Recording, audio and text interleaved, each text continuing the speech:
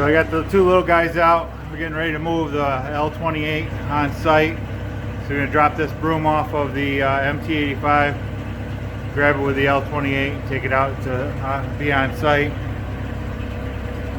Nice thing about the L28 is it runs both attachments, the large and the small. You just got to watch your capacity. But if you need to move something around, we just went and moved the trailer around, and we have a hitch that goes on our larger machines with a receiver for moving our trailers around.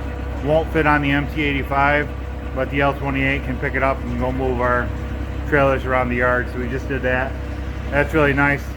Usually we can move some of the buckets with the MT85, like our large snow bucket has a rail across the top, and then so it'll actually fit on the MT85. And then the construction buckets basically have separate ears, and they won't fit on there, but they will fit on the L28. What they did is they made this plate a little smaller in the front, and that one's going to be a little bit wider. So here's the L28. We got the 48-inch broom on there.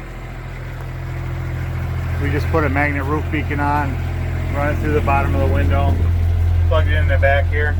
One of the things that said on the sales sheet was heated seat.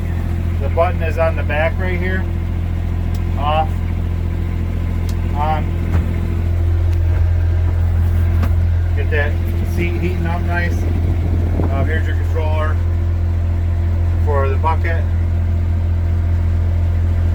Standard pilot control, except that one button on your left where your thumb extends the boom in and out.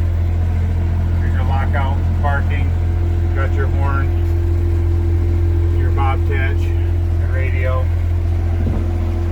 It's got a forward and reverse pedal. It's a little clunky with big boots on, but so far I haven't had a problem.